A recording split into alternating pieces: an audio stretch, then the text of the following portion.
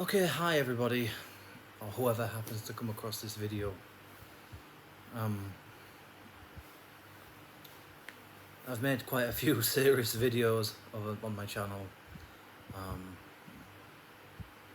recently, so this is serious, but it's not going to be quite as explosive, let's put it that way, as those were. So I do apologise for the sort of ranty like nature to the last video.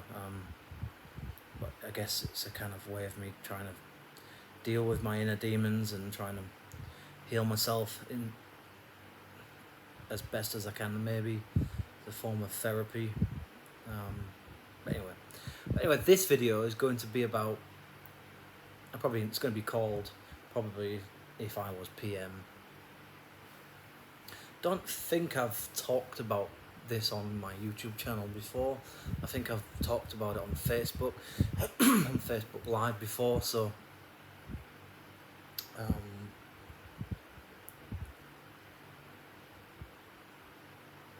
I think that my country has really gone down rapidly over the past, I'd say, sort of 15 years or so. Just the standard of the quality of life's gone downhill. Everything's just kind of got a bit I mean, England's always been a bit shitty and a bit sort of down in the dumps, but it's never been quite. I don't think it's ever been as bad as it is now. Or maybe it has, and I'm just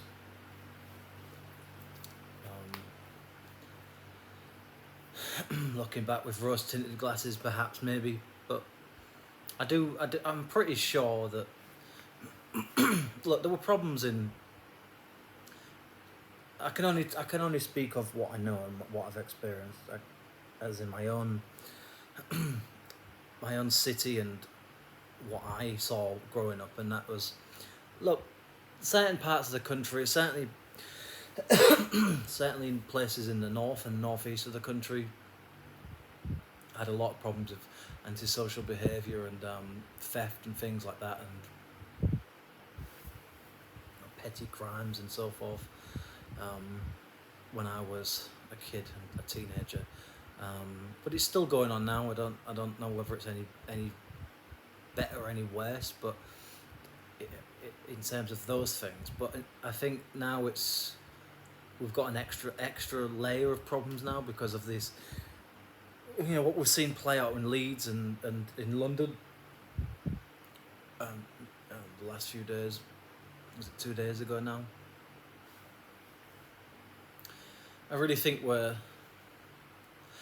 personally, I think we're now heading towards a very, very unstable country. I think there's a lot of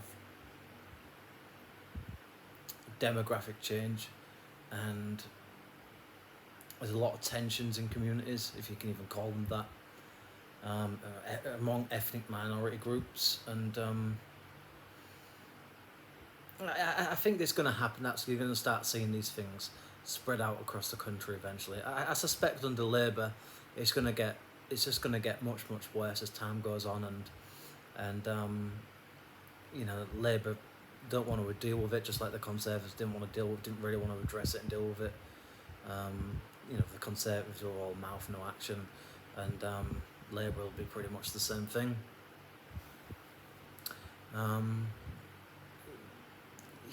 I just don't.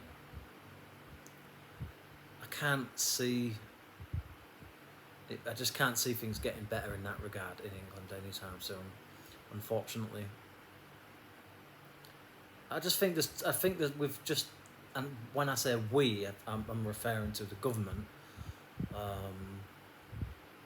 You know, those responsible for the asylum system and so forth.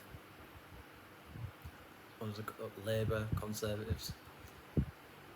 I just think that we've allowed too much low-skilled immigration into the country for far too long, and certainly over the last few years. So I think it's since 2020. I think it is.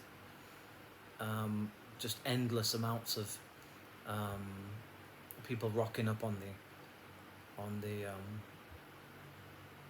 south coast, and it's a disaster waiting to happen as far as I can tell. I really won't be surprised to hear if we have a few instances of terrorism over the next few years, and more tensions arising in certain communities, maybe even in my own city of Hull, but certainly in places where there's a lot more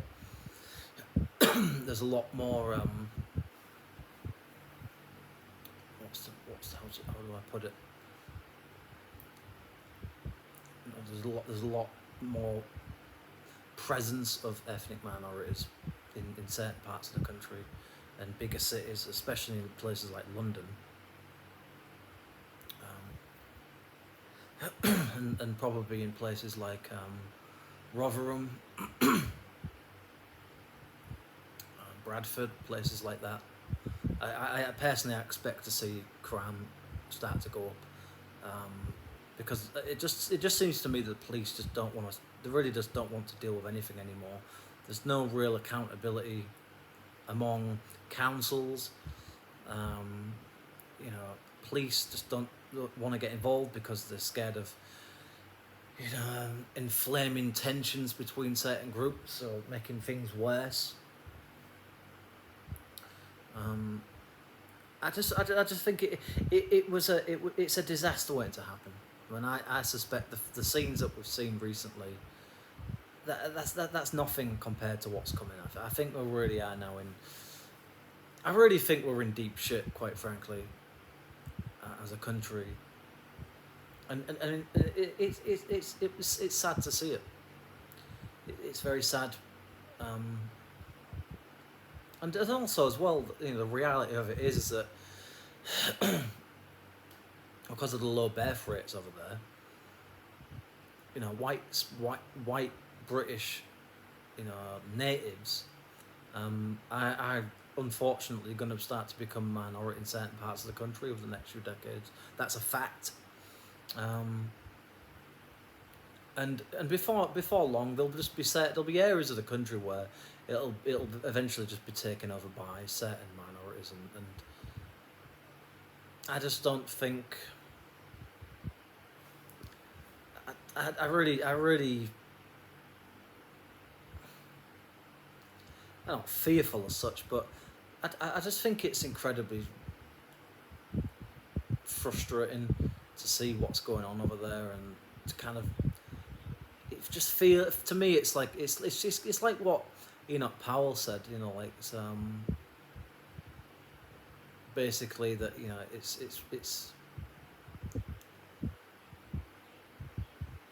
it's like a funeral pyre. I'm watching my country disappear every bit by bit. It's just going, and I kind of almost don't even recognise my country in some ways now. There were immigrants that were there when I was young, but there certainly weren't as many as there are now. And you didn't see that many of them, and that in a way that was good, because there was a better balance of society, I think. And of course there were certain areas that were more heavily populated by certain like the Bangladeshis, Pakistanis, or whatever, Kurds and Kurdish people and whatever, Iraqis, Polish, Russians, Latvians, whatever.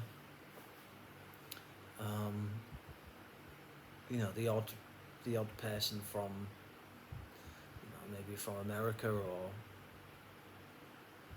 other parts of Europe or Australia, whatever, Canada. But for the most part, a lot of the immigration was mostly from Eastern Europe, Asia, of course, as well. The Chinese, Vietnamese, Thai, so forth.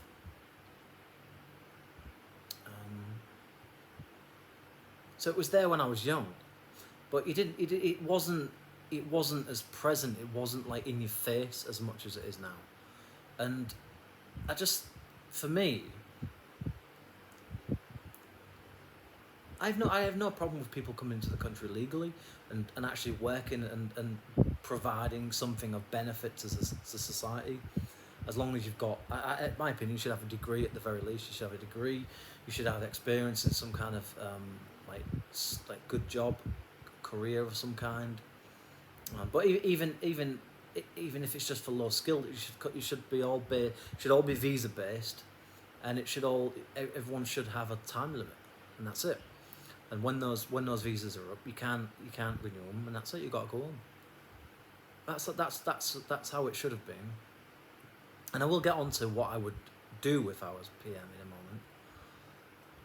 But yeah, it's very disheartening. It really is, to see what's going on and what's been going on over there for the past few years. This whole, it just seems like everything else that happens elsewhere now seems to play out on us, not play out literally, but there always seems to be some kind of backlash because of it happening in the UK now. And it's like it's like people just are using it kind of, so it's like there's any excuse now to go out there and riot and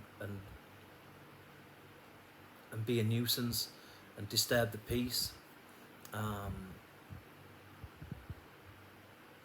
It just seems like there just seems to be a lot of trouble causers around now these days. A lot of aggravation, a lot of, excuse my friend, shit stirring, provocation. There's a lot of people that are just deliberately,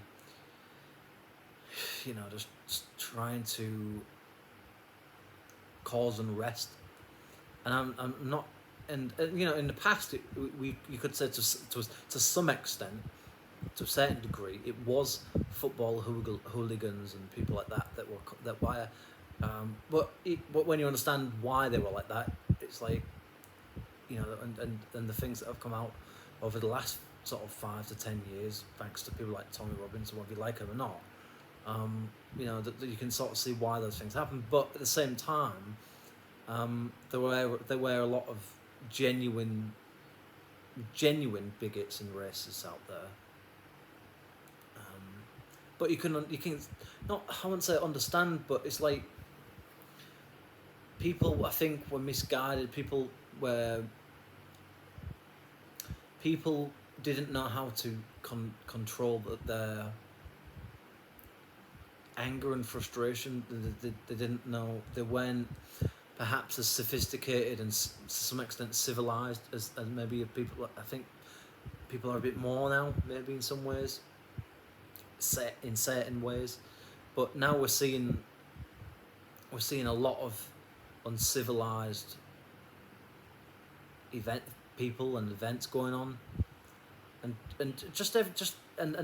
the far left extremist media, as in the BBC, Sky News, Channel 4, and certain newspapers or news stations, they're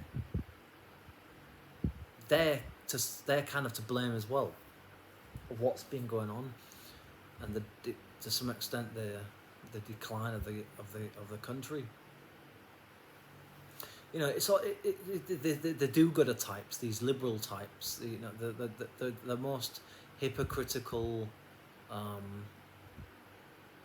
arrogant, self-absorbed people that you'll ever meet, unfortunately. And of course you meet people like that on all sides of political spectrum, whatever, but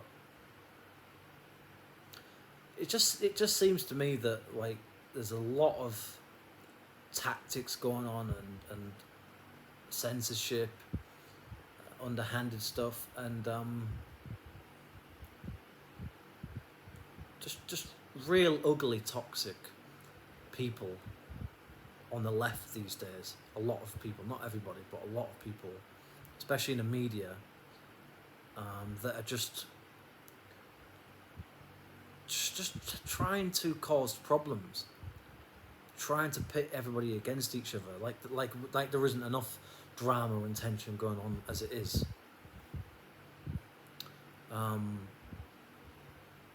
I just think it's a ticking time bomb.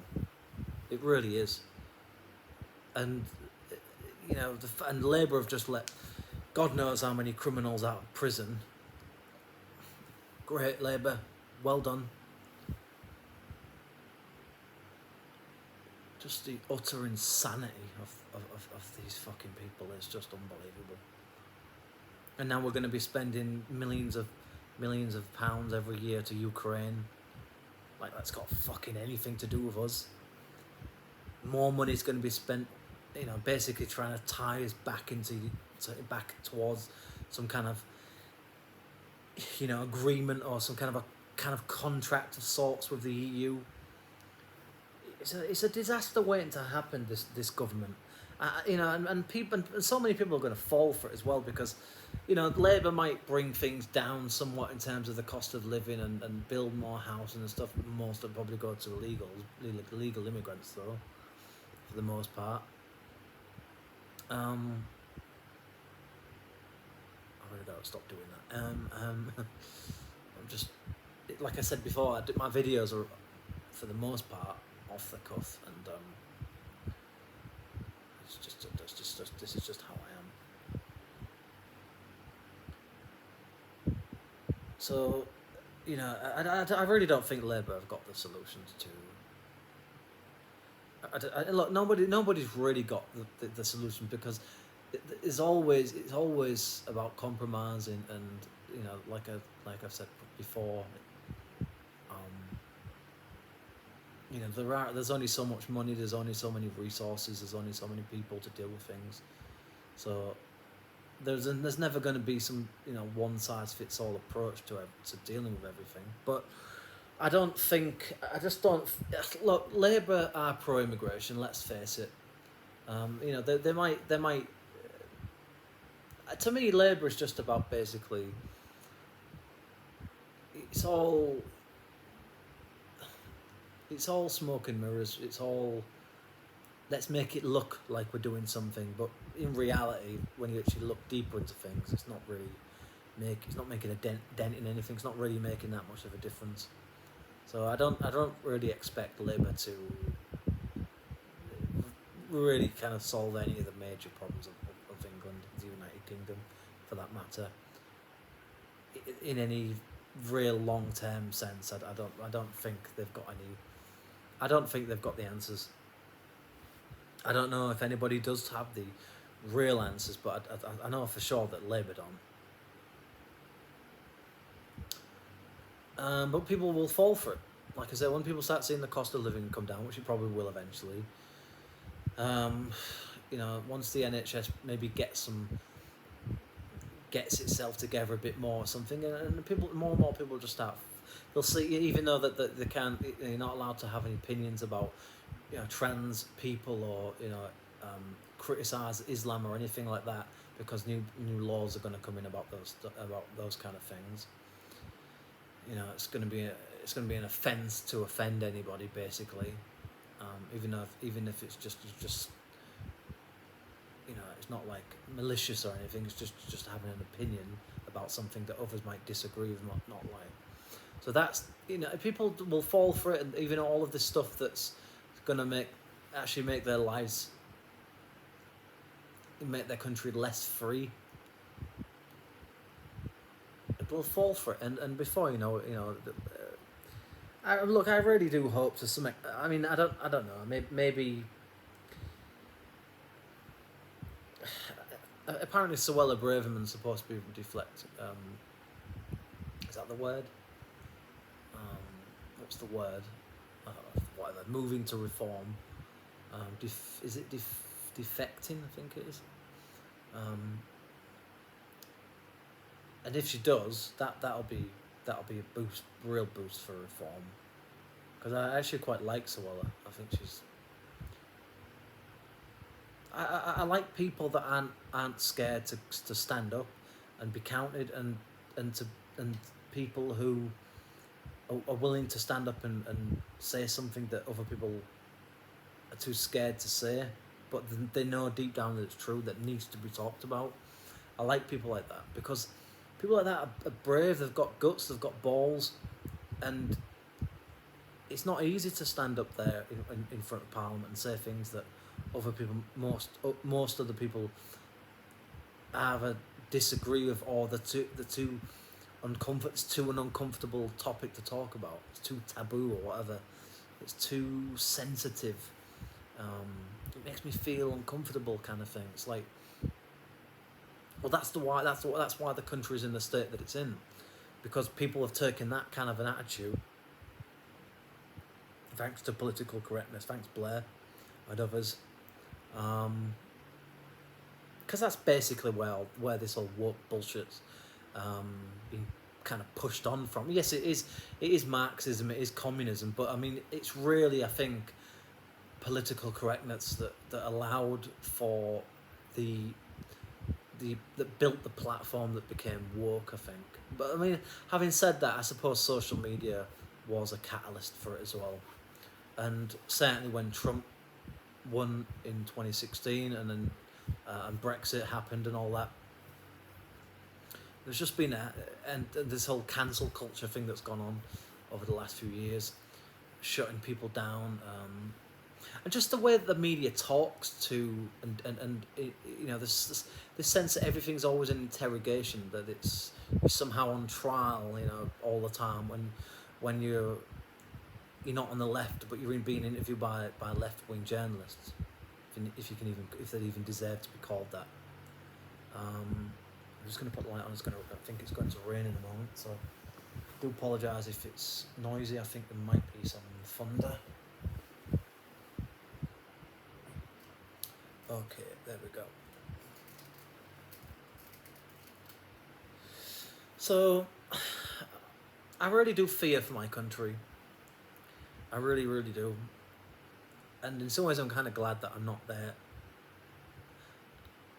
I just can't. There is a part of me that kind of thinks, so, you know, let's give Starmer a chance. Let's give him the benefit of the doubt. But just given the things that he's just done in the last few, what's it been, a week or two now? You know, then this whole thing of setting up a, you know, sort of border force kind of like body, whatever it is. It's like, it's all just, it just seems to me that it's all a sticky plaster. It's sticky plaster politics. It's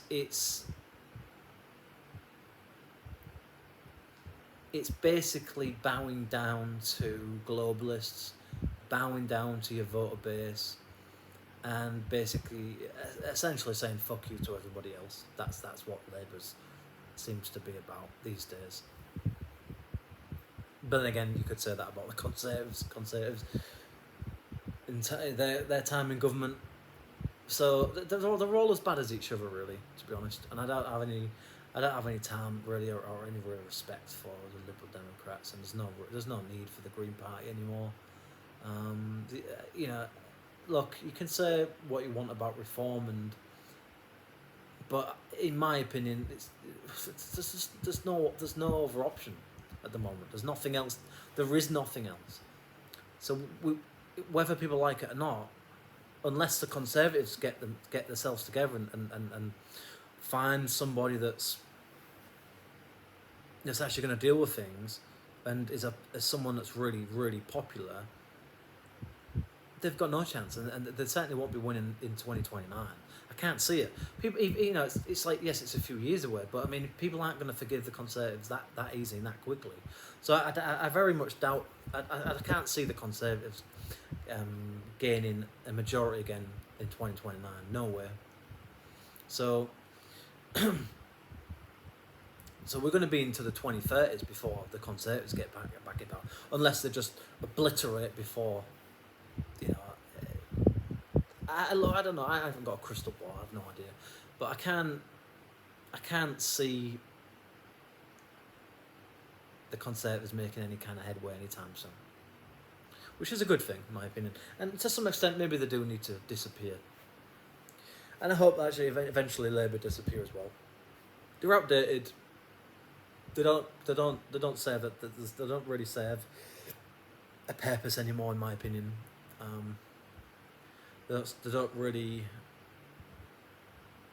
want to deal with anything.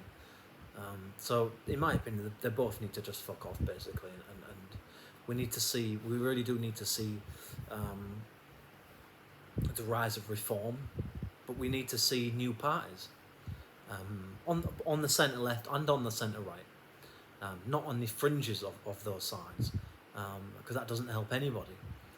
But we need to see a strong centre left, a strong centre right in the country.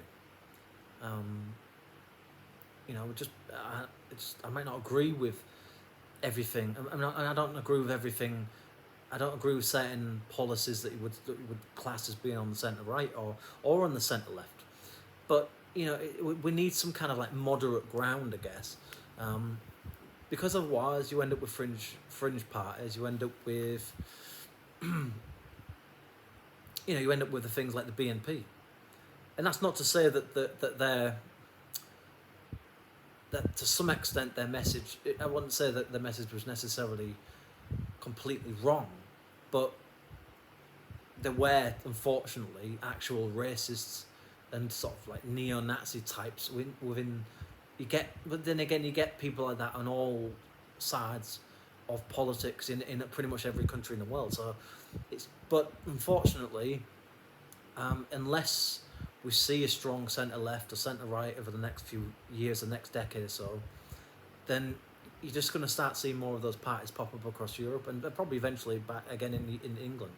I mean, you could say, some people might say that Britain First is kind of like BNP 2.0 or something, but I don't see it, in my opinion. But you could maybe to some extent see how people could think like that. But anyway, this video was supposed to be about me saying what I would do as PM, and to some extent I've kind of said that to some degree, but I'm going to get to that in a minute. So under Labour, basically we're going to see an untold amount of people gaining asylum, coming into the country illegally, at least until October, when the real autumn weather starts picking up again, the winds start picking up, which you usually do in sort of around London area, southern areas of the country, around about September, October time, up until sort of February, March. So you'll start to see less boats coming across during those times of the year, that time of the year. But people will still make it. They'll still do the trip. It'll look. Basically, Starmer is his whole thing is. He's not going to actually really address the problem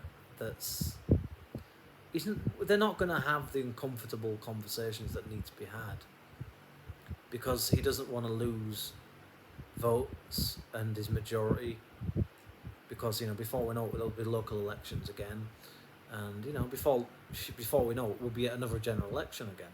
It's only 4 years. It's not that long,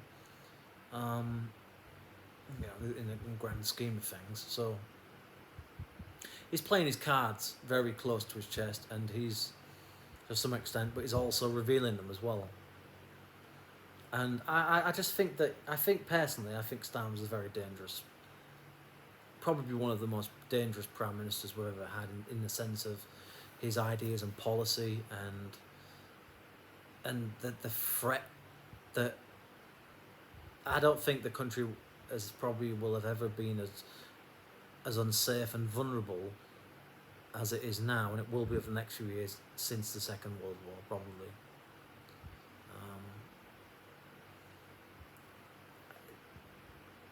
I personally, I don't really have much hope for Starmer and Labour. I'm sorry, I really don't. And call me a pessimist, but I just don't. I don't trust Starmer. He's a lawyer. He's a good orator to some extent. He's an articulate man. He's a well-educated man, and maybe he feels that what he's doing is right, and maybe he feels like he's got good intentions. Maybe he does, but unfortunately, there are consequences regardless of what your intentions are. the best people on the planet, the people that want sort of libertarian, sort of like based sort of policies, and people want to, you want to live in a sort of liberal, fair society. Well, that's all good and great, but there are consequences of those ideas, and playing those things out in reality. So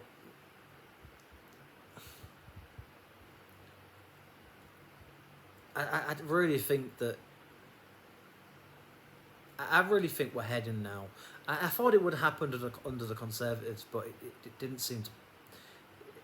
There's always this sense in Britain that there's this sort of bubbling tension under the surface, and you always kind of think at some point that there's just going to be a snap point, but it just doesn't seem to ever really fully happen from native Brits most of the time, unless there's like rallies and things like that. And maybe that's just how that's how a kind of preferred way of dealing with things, and protesting and whatever, which is better than going out on the streets and burning buses down, isn't it? And it's certainly better than sort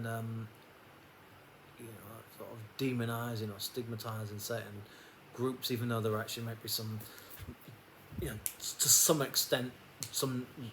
You can understand perhaps to some extent why people might lead to such, certain criminal activities and so forth, which is not right. But people sometimes feel that they've got no hope, that the police aren't listening to them, local authorities aren't listening to them. Nothing's getting done. Things are getting worse. People's lives are getting worse. And people always look for a way out, and sometimes people get scapegoated, and that's not right. It's not fair, but that's the reality, unfortunately. But you've also seen that play out from the other side of things as well, like with the whole Black Lives Matter thing that's happened over the last few years, and the whole woke extreme left movement that's really infiltrated every aspect of society, and made this whole diversity inclusion thing, compulsive, what's the word, matter of law, basically.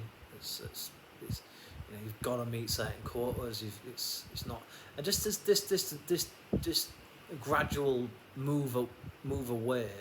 It's probably been happening since the 90s, really, or maybe even 80% in the 90s. This gradual move away from meritocracy to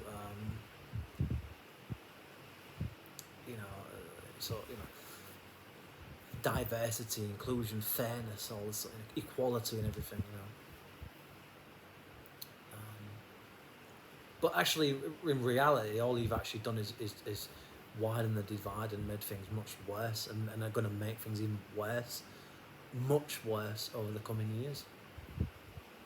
I think people are getting tired of being labelled as racists and bigots and far right and things like that. And what we saw in the recent election with Reform getting a few million votes, I think it was like 4 million votes or something, and winning seats, so for a fairly new party, that's a sign of things to come. And in my opinion, that's a good thing, because it sends a message to the establishment that people don't trust and don't want the mainstream political parties anymore, really. There's just no confidence in them anymore, because all they do is lie and do what they want rather than what the general public might want. Appeasing, kissing ethnic minorities' asses all the time, and I just think that it's ugly, it's toxic, it's poisonous. I'm all for a fair and equal society, but it has to be about people with the right knowledge, the right skills, the right education, the right experience. It can't just be about the colour of your skin, because that's racist. That's not equality. That's not right. Equality, really, it's about people having the right the right chances, right opportunities, regardless of your skin color, but based on the merits of who you are. It's not about how you look or how you sound or what's in between your legs. It can't be about that, because otherwise we'd have planes. We can't, because they'd have planes coming up, crashing down from the sky, and people dying of all sorts because we've got incompetent doctors and nurses that aren't really fully trained, or whatever the poor teachers and educators. We'd have infrastructure falling down right, left, and centre, blah blah blah, etc. You can't build a society on that. You need people, and you might not like it. You might think it's not fair, but if you want society to a civilized society to continue to exist, you need people with. Well, first of all, you need to be able to actually be able to express yourself and be allowed to have and share your own opinions without people jumping on the bandwagon of all the buzzwords that get thrown around because you say something that makes people uncomfortable. So, getting to what this video is about what I would do, which is obviously never going to happen, but. If I was PM, I would do a lot of things. First of all, I would make it a legal requirement that all young people up to the age of 25 have free education, and that people have to, if they don't go to college or university, that they have to do an apprenticeship, because even if they don't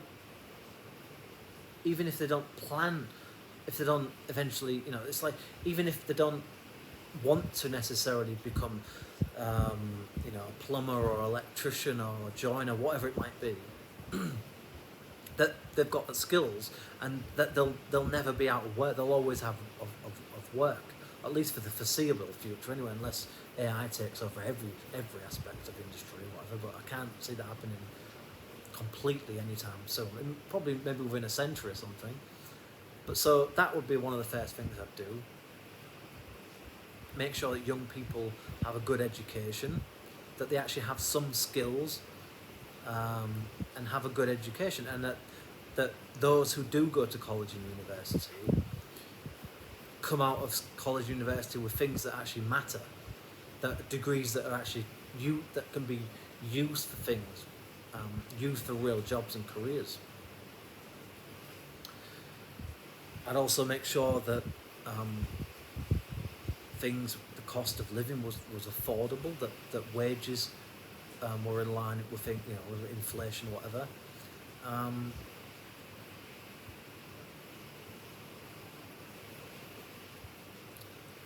In my opinion, I think everyone should. You should get. I think everyone really should be able to. Should not just be able to afford just a basic standard of living, but be able to actually have a life of some sort. It's not. You can't just be just enough to pay your bills, or the odd holiday in there every few years. People should be able to go to work, comfortably pay their bills, and have families, because that's another problem at the moment. British natives aren't having enough children, so that's an excuse that's thrown around of why we need immigration, because there's not enough people having children, there's not enough people in the country basically to meet quotas and whatever, meet the demands of certain sectors or whatever industries. And I'm not saying that we don't need, to some extent, because we are a small island after all, that we don't need some degree of immigration. But I, as PM, I would certainly severely control it. Everything would be done by very strict legal requirements. Everything would be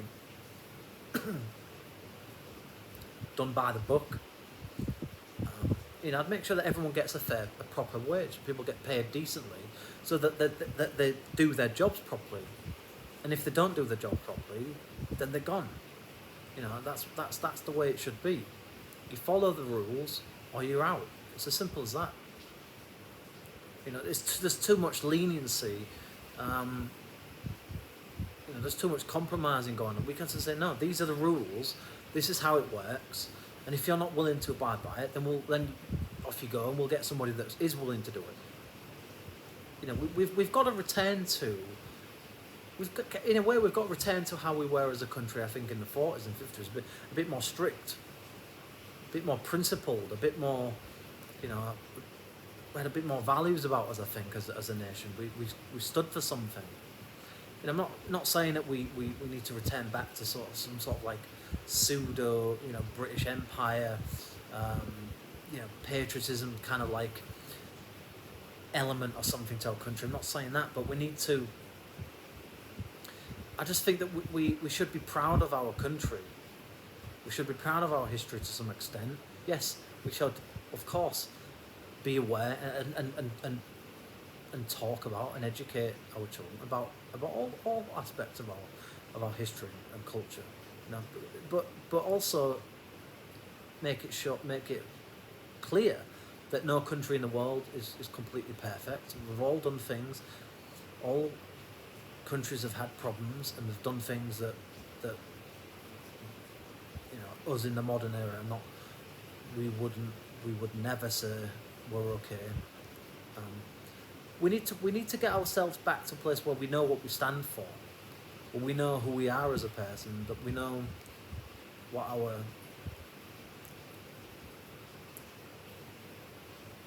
our identity is. You know, what is it? What are we? What are we as British people these days? You know, what do we truly represent and want to be known as representing to the rest of the world? Because I just don't think this idea of liberalism, because it just says that anything goes, anything's okay, and I don't think it doesn't send a very powerful message to people, because it's just like, come and be whatever you want to be, and you know, do your own thing kind of thing, and never integrate with anybody, never. There's no common ground with anything really. It's just like, it's just pure individualism. There's no collectiveness to Britain these days, it seems, and I think part of it's the decline of Christianity, an excessive amount of liberalism, too much leniency with regards to criminal offences and the law, just the decline of culture, a decline of society thanks to weak policing, weak government, just complete disrespect for authority. You know, it's bad enough that we've had our problems with our own youth and troubled individuals in society, right? And then on top of that, having people come in from other places in the world where there's even worse problems, and expecting everyone just to get along. Look, I'm not saying that we're all ever going to be like one big happy family, of course not. But I think we need to develop some kind of model or something where we say, you know, we need to say. And I personally, I think that reform might play a part in that. There might be a piece of the puzzle kind of thing towards that aim, whatever that eventually turns out to be. But I really do think that we do, to some degree, need to push this image of ourselves that we are a Christian country, because we are actually predominantly. You know, yes, we support, we allow people to be, you know, Hindus and Muslims, Buddhists, whatever. But, you know, predominantly we are a Christian country, and I think that's something. That's what I would do as a PM. I would really push that narrative that this is our culture. look around you. What do you see? You know, in pretty much every village, every town, city across the country, you'll find at least one church, probably, if not a few. And certainly in the big cities, you'll find a cathedral or an abbey. You know, and those things tell us a lot about our history. That we've come a long way. We had to fight for that. You know, and that's not to say that Christianity is somehow sort of superior religion or something. It's just to say that this is how our country developed to some extent. It's a part of our history, our culture and society, and I think that we should state that very clear, that that's part of who we are. That doesn't mean we all go to church or we all necessarily all believe in God or anything, but I think we should respect that aspect, and certainly people that come to the UK to live there must respect it. They should respect it, and if they don't, and think that they can change things to suit their own needs, then they should be given a very sharp shock of reality and told in no uncertain terms, well, leave then. If you don't like that our denomination, the main denomination of the UK, is Christianity, well then go to another country where you can practice your own, where your own religion is the norm there. That's what I would say.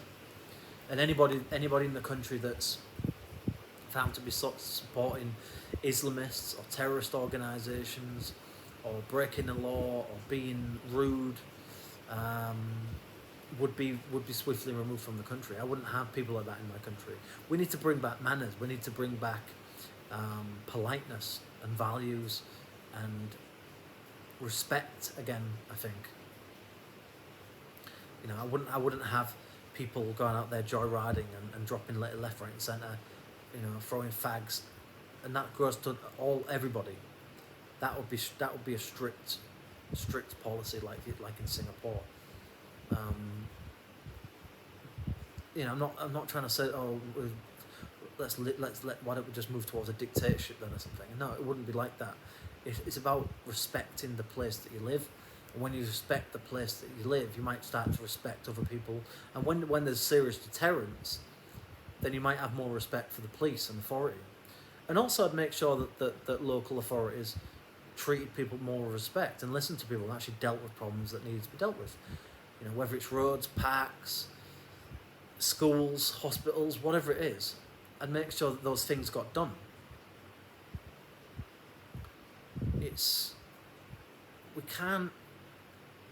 You can't expect people things have got to change. Things have to change. And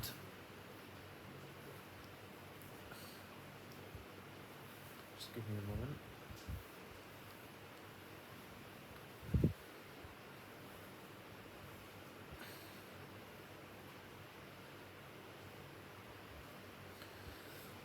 I just think that we have too many weak leaders. There's too much segregation in society. No one seems to give, quite frankly, a fuck anymore about anything. There's too much apathy around these days. And it's just too divided as a country. There's too much division between class, between political, attitudes and so forth. We don't stand, it's not a united kingdom anymore, and it hasn't been for a long time.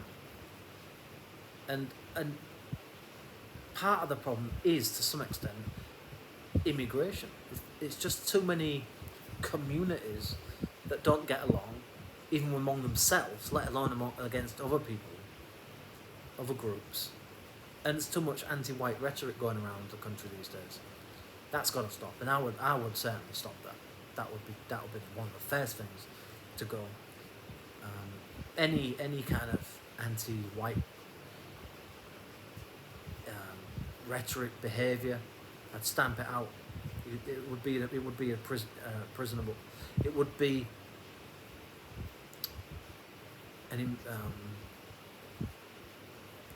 I'd say probably 2 to 3 year prison sentence.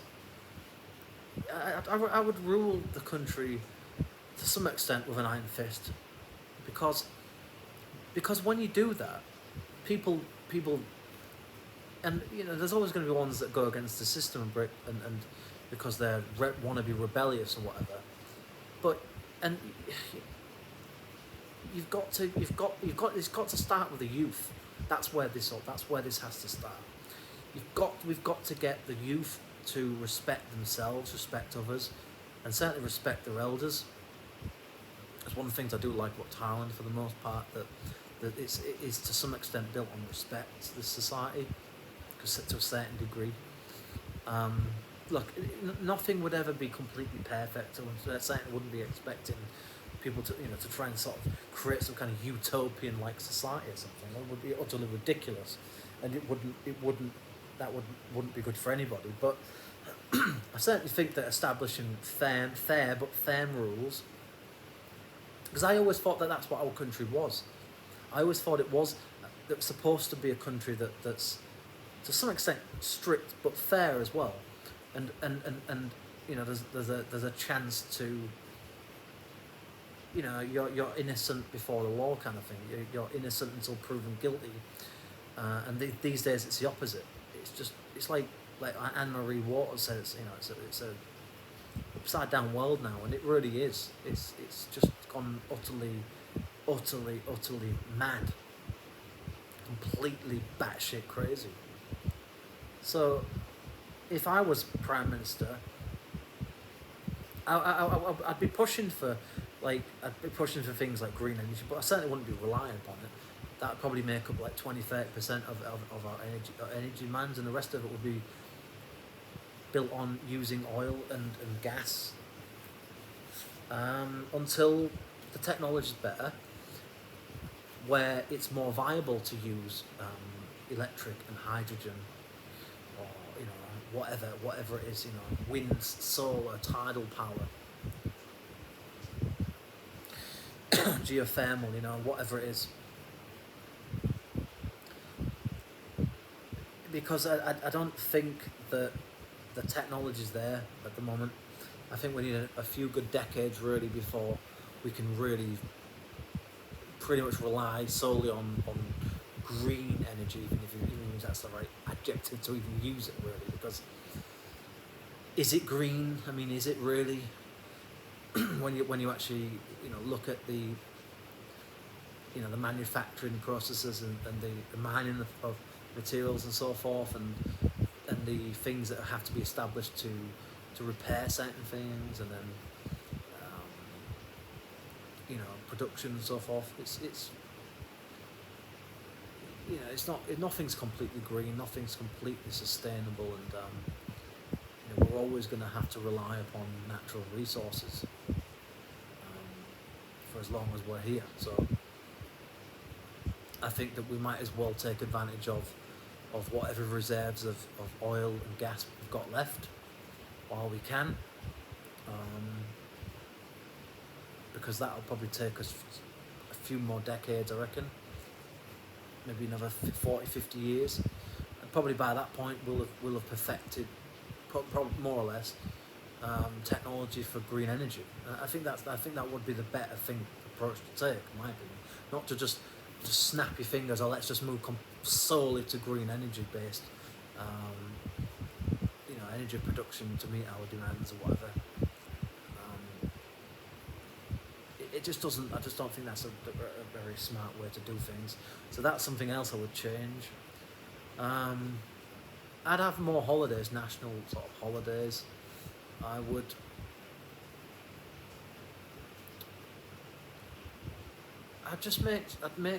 make it more British, more, and I wouldn't have a united kingdom. I would let Wales be its own country. I'd let Scotland and Ireland, Northern Ireland, and or England be their own separate countries. But if they wanted to be if they wanted to become part of a union, then they would have that option to do so. We could do that, but it wouldn't be enforced, because I think if having those individual nations, sovereign nations, I think that would build more respect and more a better model for. I just think it would be a better approach to take things forward, in my opinion. You know, I don't know whether, because you know, as much as it's kind of this sort of like nice idea that we're all kind of one and the same. You know, we are very different people, really, with very different nations, just in certain ways. There's sort of certain lot of nuanced things that are different about those places. Not to mention language. So, you know, I think that would be probably would be a good approach to take. I'd build more airports around the country. I'd bring back more services, bus services, put on more train services. Taxis would be affordable. I'd bring back libraries. I'd make things like animal abuse and child abuse crimes, severe punishments, and I'm talking 15 to 20 years in prison at the very least. So under my rule, things would be, yes, very, very strict, and people would know their place in society, and people would respect the country. And for those who come in illegally, or those that disrespect the rules, the rule of law, our history, our culture, society, those people would be swiftly removed from the country. Because you have to send a message at some point. You have to say, we're not fucking around here. Like we're being really fucking serious now. Like this is who we are as a country. This is what we stand for, and you either play along or don't.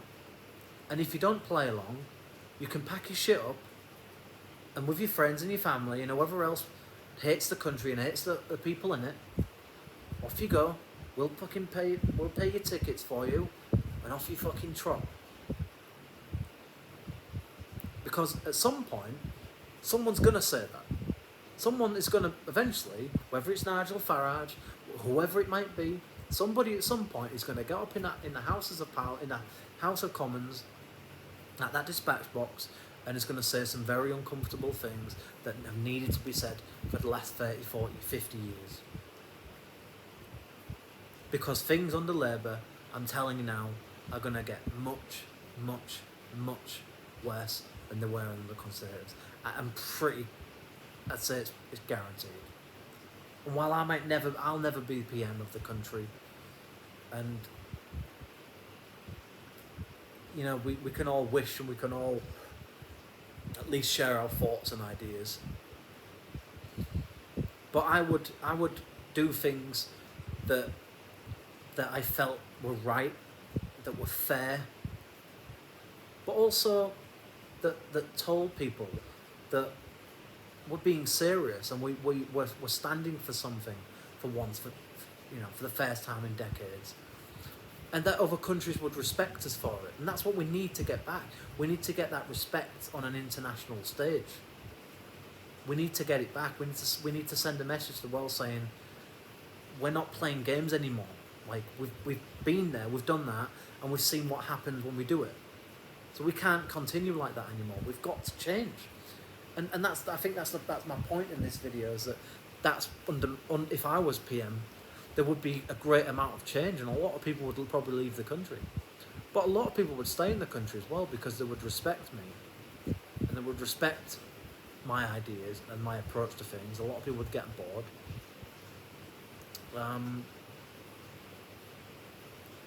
And I think the best of the best people would probably, most of the best people would stay, but a lot of lefty libtard types would be gone, before you could bat an eyelid. So, I hate to say it, but maybe that's what we do need. Maybe we need to find ways of getting rid of a lot of these extreme left-wing types, because those are the people that dragged our country into the gutter because of their whimsical, fantasy-based ideas that might seem good in theory, on paper, but in reality have severe consequences for infrastructure, society, economy, culture, and we're seeing it play out. We're seeing it in real time, and it's only going to get worse. I feel sorry for my country. I feel sorry for a lot of Brits, and I don't blame them necessarily for leaving. Like the only reason I left the country is because I saw the way things were going, and it was becoming ugly. It was becoming unbearable, and just a horrible country to live in, quite frankly. And I've seen how it's gone since I've left, and it's got much, much worse. The only time I'll ever go back is if I absolutely have to, or to see my parents, or whatever the case may be. Eventually, if something happens and I have to go on. But really, I have no real desire to go back to the UK, to be honest. And that saddens me, because it's my country, and I would like to go home, actually. Thailand's great, but it's never going to really be my home. It's not really... My heart's not in this place, really. Don't get me wrong, I do love a lot of aspects of Thailand, but it's not me. It's not who I am. It's not what's in my heart. And that's upsetting sometimes.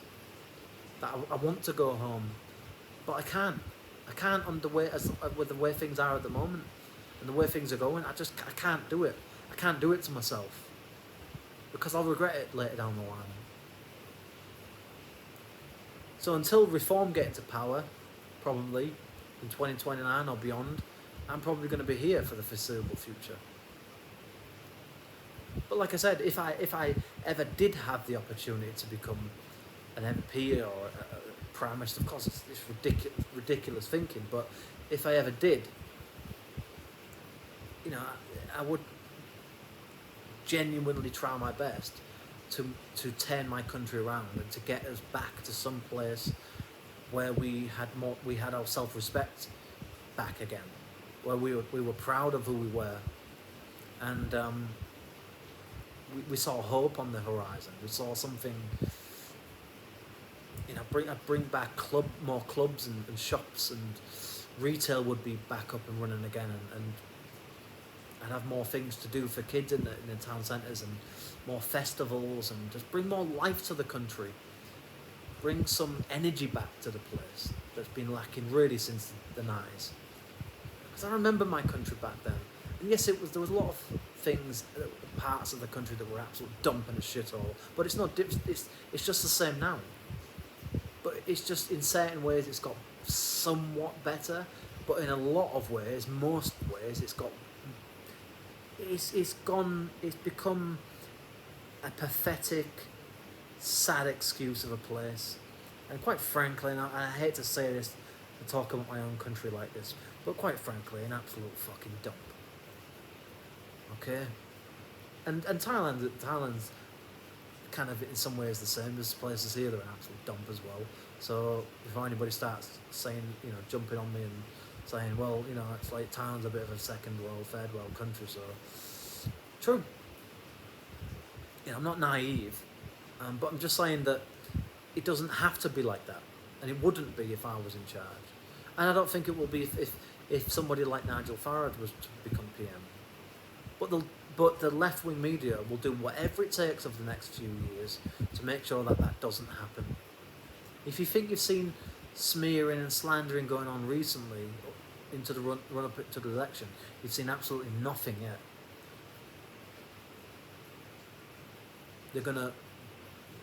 I wouldn't be surprised if they tried to take him out like they've recently tried to take out Trump, quite frankly. These people are nasty, spiteful bastards, quite frankly. And I would like to see the back of these fuckers as quickly as possible. Because they've fucking ruined the UK. Certainly ruined England. And the sooner these people fuck off and die, or move out the country, the sooner we can get fucking building our country again. These people need to fuck off, and quickly. And people like Sadiq Khan, Starmer, and the rest of these left-wing wankers, they all need to go. They're dragging the country further and further and further into the gutter. And unless we take some radical approaches to things over the next few years, And unless we get someone like Reform in charge in 2029, the country's going to basically become a tinderbox. It's going to become a country of frequent civil unrest, probably, racial, much worse racial tensions going on, and whites against blacks, blacks against Asians, so forth. It's just going to become crime central, basically. And I don't want to see that. I don't want to see that. I think England and the UK just in general is better than that. We should be better than that. But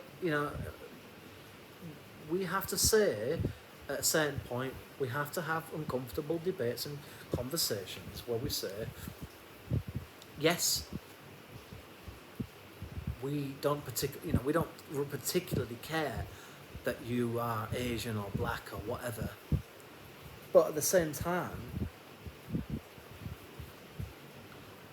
we do have to say at some point, this is, let's face it, let's be honest and be truthful, shall we, for once, that, the actual natives of this land, and have been for hundreds of years, are the white British, are white people.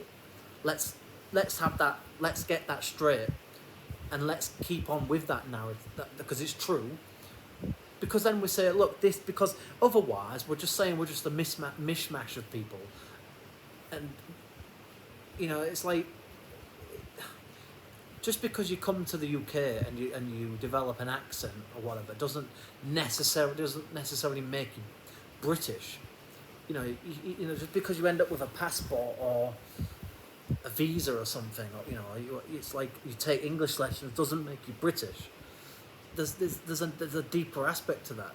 There's nuances of things that are definitively British.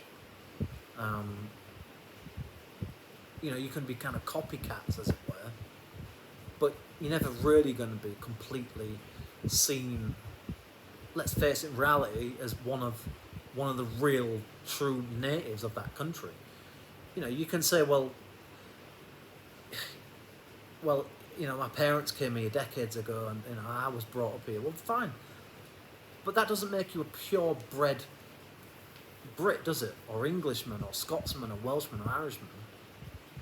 It's like you're essentially, your roots for a lot of people aren't in the UK. They don't really truly feel that that's their country. Their roots might be in China or in parts of Africa or Asia, whatever it might be. So, we need to have those conversations. We need to say, you're welcome to come to the country, but let's not kid ourselves here. Let's be honest about who we are, who you are. Okay, and let's not pretend that if I go to China that I'm going to be seen as Chinese, or if I go to Africa I'm going to be treated as an African or something, or seen as one, because it's not going to happen. So we should do the same thing in our country. So you can come here, you can come here to travel, to study, to work, but know your place, kind of thing, and respect the place, because if you don't, you'll be blacklisted and you'll never be allowed to come back again. And anybody that thinks they're going to be bringing in their family, whatever, they can think again. All of that stuff would be so strict that only the very best people would come into the country, and even then, they would be only allowed in either temporarily, or you'd have to have at least a master's degree or a PhD in something to actually be able to be allowed to stay, and they'd have to show an adequate amount of money to live there, whatever. Because otherwise, we just end up with, portions of other countries, and eventually the country just basically kind of becomes, it becomes nothing really in the end. Eventually it ceases to have any meaning or purpose, and that's what's happened. That's why no one cares about anything anymore, because councils, the police, the government, civil service, no one knows what they are. Nobody knows what they stand for. Nobody has any self-respect anymore. Nobody has respect for the things around them, and that's been going on for a long time. And then now with all this woke ideology, it's just meant 10 times worse.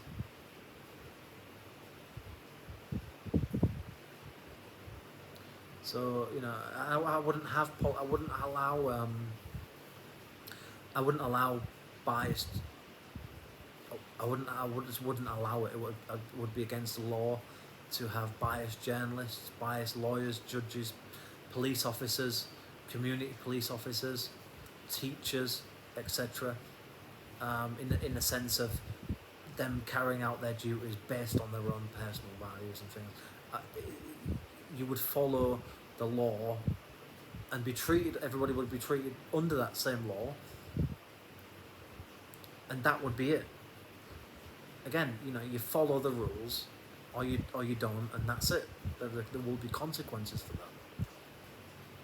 If you don't have any deterrence, if you don't have any values or principles, then anything goes, and then you swiftly descend into the decline of society and everything that everything that's supposed to represent to be a country, a nation.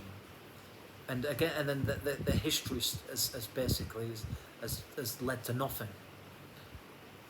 People have died for nothing. So we must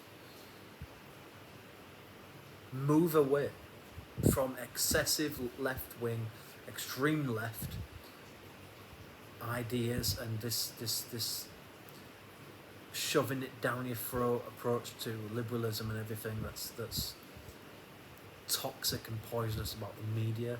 That would be another area that I would deal with fully. I wouldn't allow so many. I certainly wouldn't allow all these extreme left presenters that you see on like morning news channels and things. All of those people would be gone. You'd have centre left, centre right. Perhaps from time to time the odd, sort of fringe element, whatever. But for the most part, you'd have moderate ground.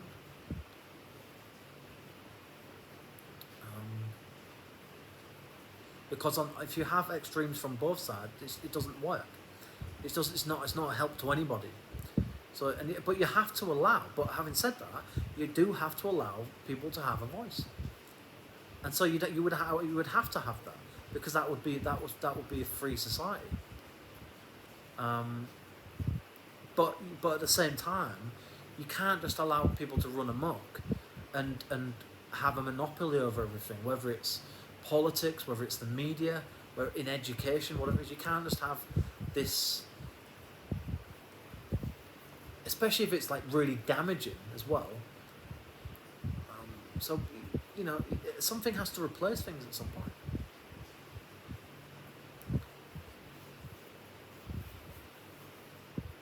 There's just too much. There's too much head in the sand in the UK. Too many heads in the sand. Too many people turning a blind eye. Too much "I'm all right, Jack" attitude to life. And just far too much apathy.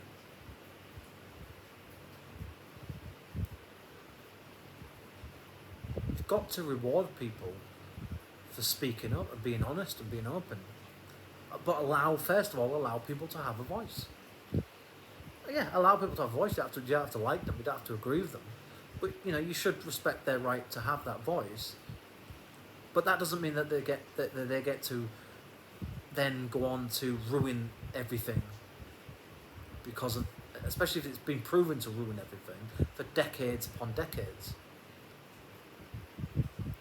So like I said, at some point, somebody has to draw a line and say, it's people say it all the time, but it's true. Enough is enough. We can't continue like this. Things that have been playing out in Leeds and London over the last few days. If you want to see more of that, keep voting in Labour. Keep voting in Conservatives. Keep allowing illegal immigration to the country. Keep allowing excessive amounts of people to claim asylum.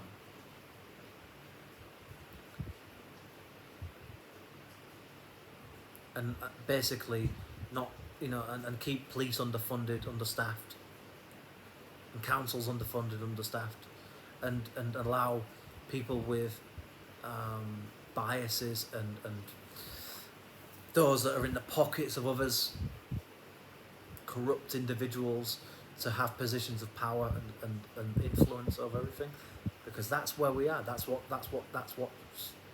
we have. What we have because of those things. That's what it's led us to.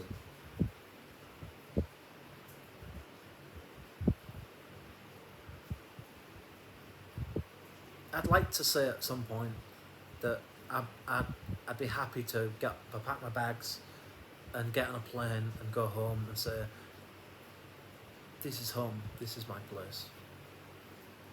I'm proud to be back, I'm proud of this country once again. I haven't felt like this for a very long time, but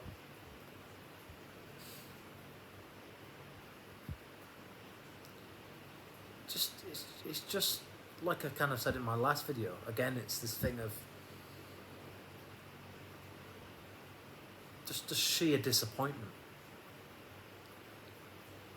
that people are so idiotic a lot of the time. Not everybody, but a lot of people. They're so blinded. They're so naive. And I get it. People want to see the best in people. People want to have fairness, and I think a lot of people believe that they have good intentions, but isn't what they say, the road to hell is paved with good intentions? I think that's what the saying is, and that's the UK in a nutshell, basically. Until we allow debates and comfortable conversations to happen, where we address things properly and fully and openly, regardless of people getting offended and hurt by things that are said, nothing will change. And you'll just see that you'll see the United Kingdom just become a slum. It's already a slum in any way. In certain parts, even in my city, just certain parts that are just a slum. Might as well be a third world country at this point, to be honest. In certain communities, certain areas. And it's embarrassing. It's sad.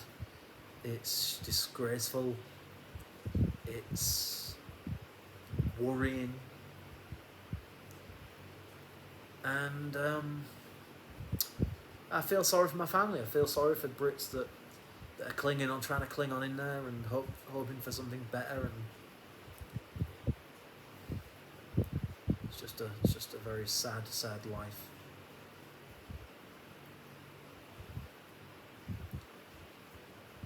Nothing seems to ever change and get better.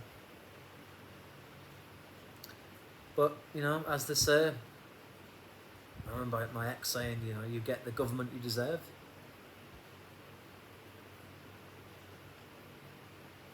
Maybe there's some truth to that.